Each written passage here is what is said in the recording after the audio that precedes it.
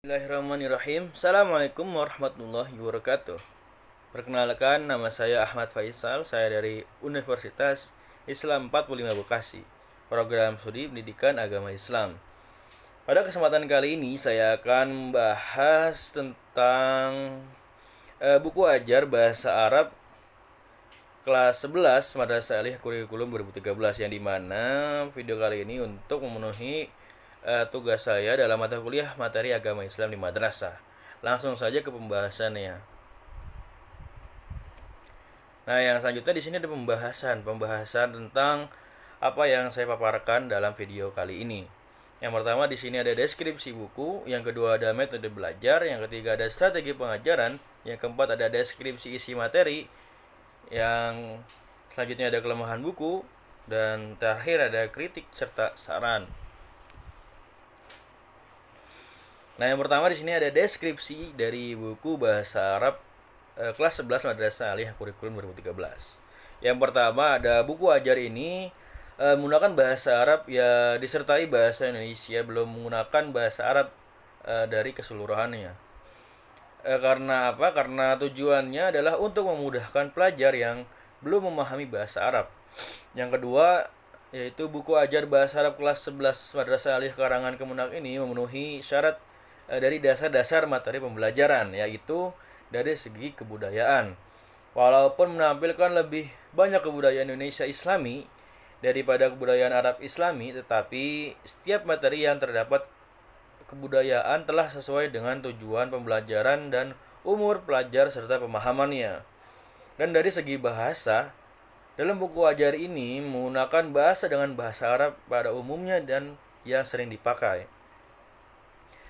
Juga dari kosakata dan latihan telah berdasarkan atas bahasa yang dasar.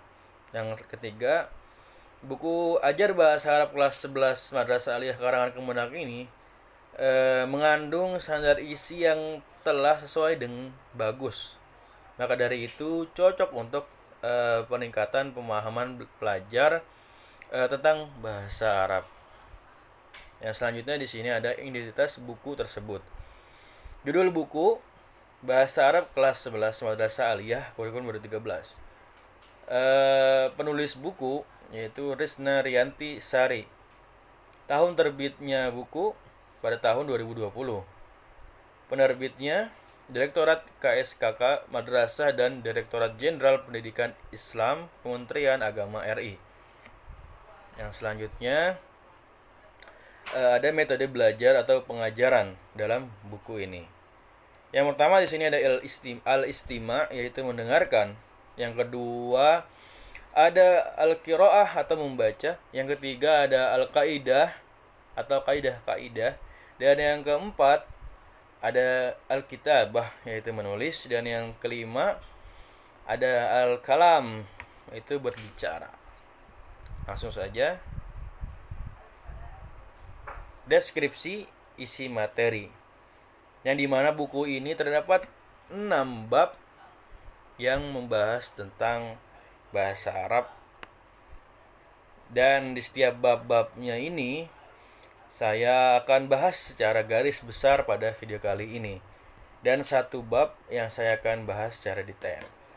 Perhatikan dan simak baik-baik. Yang pertama di sini ada darsu al-awwal, yaitu bab pertama, yang dimana bab pertama ini membahas tentang pembahasan at-tasuk. At-tasuk ini memiliki arti yaitu berbelanja. Pada bab pertama ini membahas tentang berbagai macam pembahasan, yaitu mengemukakan kosakata yang berkaitan dengan tema at-tasuk atau berbelanja. Yang selanjutnya menjelaskan bentuk, makna, dan fungsi dari a'dad dan ma'dud dalam bahasa Arab. Yang selanjutnya mengidentifikasi fakta dari teks yang didengar tentang at-tasuk. Nah, yang selanjutnya ada ad-darsu ats-tsani, yaitu bab kedua. Yang dimana bab kedua ini membahas tentang as-sihah. Yang sihah itu memiliki makna atau memiliki arti kesehatan. Yang dimana bab ini membahas tentang mengemukakan kosakata terkait tema as-sihah. Yang kedua menjelaskan bentuk, makna, dan fungsi dari huruf al-jar dan huruf al-'athaf. Yang selanjutnya menjelaskan bentuk tutur menanyakan kondisi kesehatan, ungkapan ketika menjenguk orang sakit, dan memberi saran atau menjaga kesehatan. Yang selanjutnya menunjukkan ketepatan bentuk, makna, dan fungsi huruf al-jar dan huruf al-ataf. Yang selanjutnya di sini ada deskripsi isi materi yang selanjutnya. Di sini ada darsu as-salis, yaitu bab ketiga. Yang dimana bab ketiga ini membahas tentang as-safar, yaitu perjalanan. Bab 3 ini membahas tentang berbagai macam pembahasan juga. Yang pertama yaitu mengemukakan kosakata terkait tentang tema as-safar. Yang kedua menjelaskan bentuk, makna, dan fungsi dari al-ismu an-nakirah dan al-ismu al-ma'rifah. Yang selanjutnya di sini ada menjelaskan bentuk tindak tutur berpamitan, mengucapkan selamat datang dan mengucapkan selamat jalan. Yang selanjutnya ada ad-darsu ar-rabi, bab keempat. Nah, di mana bab keempat ini membahas tentang al-hajju wal umrah. Al-hajju wal umrah, yaitu haji dan umrah. Nah, yang dimana bab 4 ini membahas mengemukakan kosakata terkait tema al-hajj wal umrah dan menjelaskan bentuk, makna, serta fungsi dari tasrif al-fi'l al-madi al-lughawi. Yang selanjutnya di sini kita masuk ke ad-darsu al-khamis, yaitu bab kelima. Yang dimana bab kelima ini membahas teknologi ya ilamu wal iqtisal. Teknologi, informasi, dan komunikasi. Nah, mohon maaf. Yang dimana teknologi, informasi, dan komunikasi ini membahas tentang mengemukakan kosakata terkait tema tersebut, yaitu teknologi ya ilamu wal iqtisal. Yang selanjutnya menjelaskan bentuk, makna, dan fungsi dari tasrif al-fi'l al-mudhari al-lughawi. Yang selanjutnya di sini kita ke bab terakhir, yaitu ad-darsu as-sadis, bab ke-6. Yang dimana bab ke-6 ini membahas tentang al-adyanu fi Indonesia, agama-agama di Indonesia. Yang dimana membahas tentang mengemukakan kosakata terkait tentang al-adyanu fi Indonesia, dan menjelaskan bentuk, makna, dan fungsi serta fi'liyah dan jumlah al-ismiyah. Nah, yang saya akan bahas secara detail dalam video kali ini yaitu bab terakhir, yaitu bab ke-6, yang dimana kita akan membahas sesuai paduan buku tersebut. Yang pertama di sini ada al-istima', yaitu yang berarti mendengarkan. Yang di bab ini dimulai dengan al-istima', mendengarkan. Mendengarkan apa? Mendengarkan MP3 yang diberikan oleh buku tersebut, dan kita mendengarkan supaya kita bisa menjawab pertanyaan-pertanyaan yang ada di buku.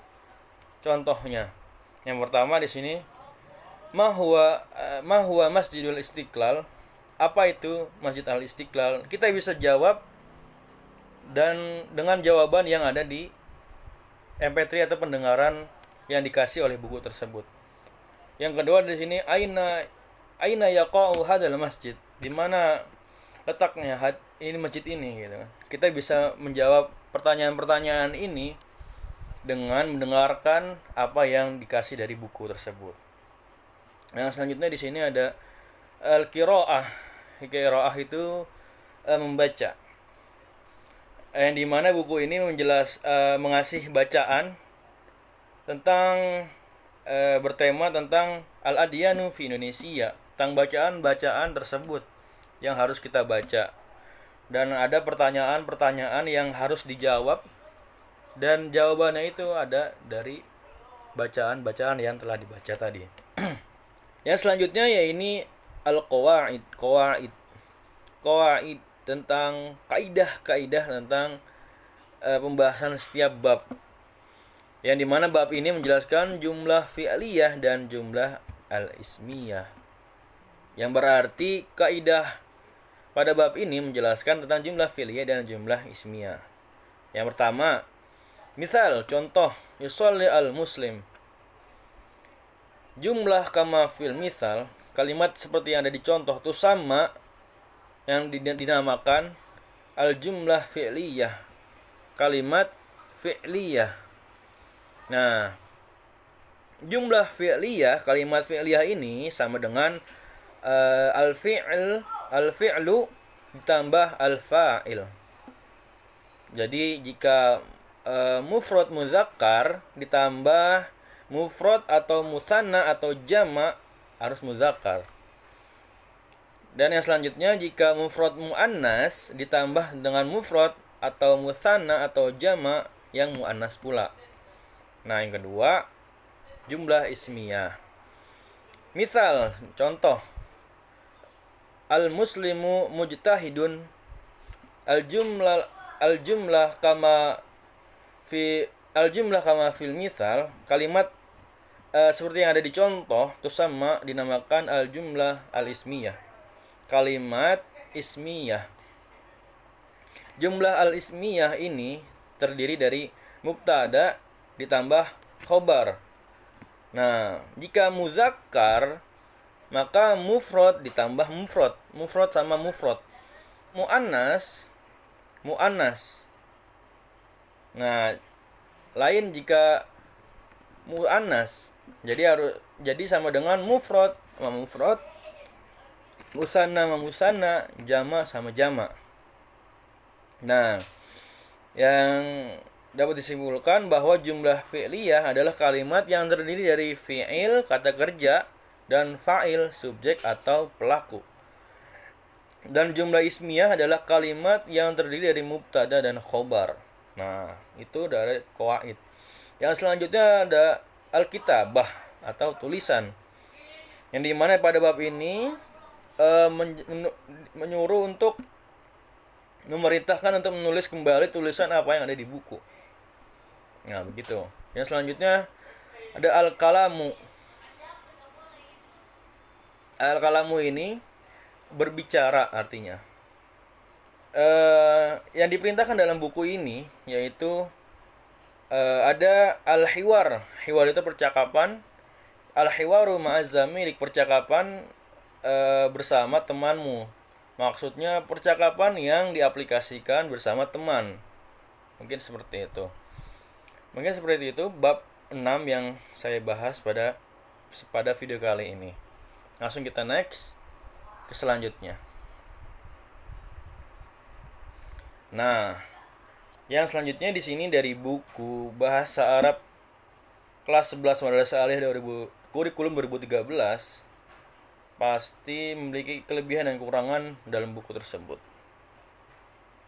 Buku yang pertama, buku ini adalah pembaharuan dari buku sebelumnya yang menggunakan kurikulum 2013 buku ini, dan dengan pendekatan ilmiah yang terangkum dalam proses mengamati, menanya, mengeksplorasi, mengasosiasi, dan mengomunikasikan, dan mempermudah pengajar untuk menggunakannya.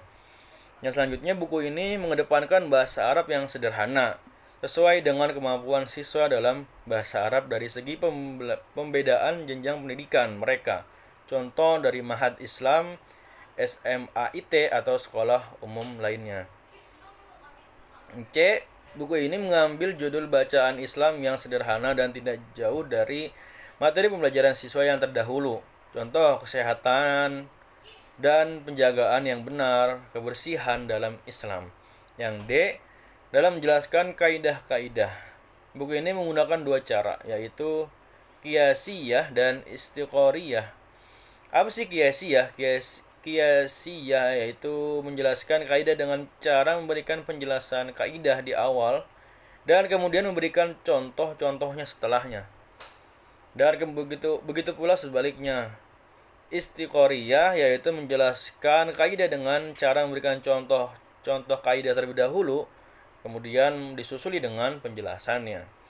Dan adapun kekurangannya dari buku ini yaitu pemetaan KD atau kompetisi dasar yang kurang sesuai terkait dengan maharah.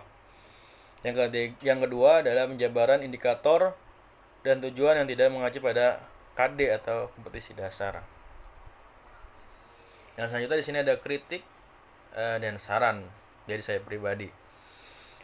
Kritik yang pertama itu pembelajarannya dalam setiap bab pembahasan kurangnya contoh-contoh kalimat. Yang kedua, penjelasan pembahasan lebih detail lagi. Kenapa? Agar siswa lebih mudah mengerti dalam pembahasan tersebut. Yang ketiga, kamus yang berletak di akhir atau di belakang buku itu kurang lengkap. Kamus yang berletak pada belakang buku itu kurang lengkap. Yang selanjutnya di sini ada saran. Ditambah lagi saran yang pertama, ditambahkan lagi contoh kalimat-kalimat di setiap bab dan pembahasannya. Yang kedua, penambahan pembahasan dan kamus.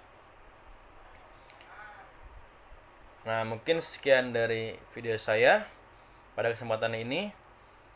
Nanti kita akan membahas lebih lanjut lain-lainnya di video yang akan datang. Semoga video ini bermanfaat. Kurang lebihnya mohon maaf. See you the next my video.